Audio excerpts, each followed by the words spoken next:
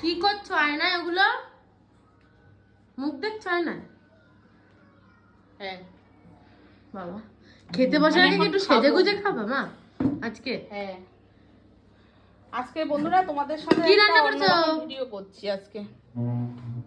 দেখ আগে এইটা দেখাই, গাছের ফুলকপি এইটুকু ফুলকপি লাস্ট পজিশনে এই ফুলকপি দুটো হয়েছে, তুলে ফেললাম। একটু বড় হতো, তুলে ফেলে একটা তরকারি হয়ে যাবে তো। যাই হোক, যা হয়েছে এটাই ভালো। তো আজকে বন্ধুরা কি কি রান্না করলাম তোমাদের সাথে একটু শেয়ার করি। হ্যাঁ, কি রান্না করেছো? অনেকদিন এরকম ভিডিও করা হয় না, তোমরা অনেকে দেখতে চাও কি কি রান্না করি। তো গরম গরম দেখো এক হাঁড়ি ভাত করেছি, একদম ধোয়া উঠছে, দেখতেই পাচ্ছ। গরম গরম ধোয়া ওঠা এক হাঁড়ি ভাত, সাদা ভাত, ঠিক আছে।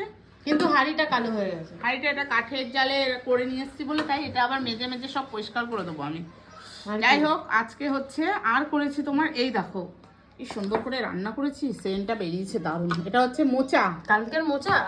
কালকে মোচা কেটে রেখেছিলাম, চিংড়ি মাছ কুটে রেখেছিলাম, করিনি, ঠিক আছে। আজকে মোচার তরকারিটা পুরো রান্না করলাম সকালবেলা। দেখো চিংড়ি মাছ পুরো ভরে ভরে আছে এর মধ্যে। আলু দিয়েছো?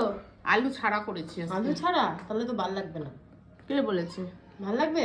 হ্যাঁ, কে দেখ আজকে আলু ছাড়া করেছি। আর এইটা লাউ দিয়ে চিংড়ি মাছটা যে হয়েছে না, এত টেস্ট হয়েছে তা বলার মতো না। ভালো লাগছে, খেতেও খুব টেস্ট হয়েছে। আমি একটু টেস্ট করে দেখেছিলাম। তাহলে তোমার ভাত খাওয়া হয়ে গেছে বলো? অল্প না না, আমি ভাত খাবো এখন, এটা খাইনি, আমি এখনই খাবো। আর এটা হচ্ছে রুই মাছ করেছিলাম, এত বড় বড় টমেটো দিয়ে, কাঁচা টমেটো দিয়ে রুই মাছ, এত বড় বড় রুই মাছ, পেঁয়াজ দিয়ে করেছি আজকে। এত বড় বড় রুই মাছ? হ্যাঁ, এরকম বড় বড় টাইপের চারা রুই হয় না, সেই বড় বড় চারা রুই দিয়ে টমেটো দিয়ে একটু পেঁয়াজ দিয়েছি আর রাঁধুনি ফোড়ন দিয়েছি। আজকে একটু অন্যরকম, এরকম স্টাইলে আমি কোনোদিন রান্না করিনি। হ্যাঁ, একটু রাঁধুনি ফোড়ন দিয়েছি, সেন্টটা যাতে ভালো হয়। তো জানি না খেতে কেমন হবে, যাই থালা ফালা নিয়ে আসি, খাবো এখন, বুঝেছিস?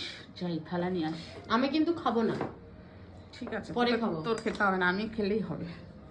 তুমি তো 4-5 পিস মাছ নিয়ে বসবা। যাই থালাটা নিয়ে আসি।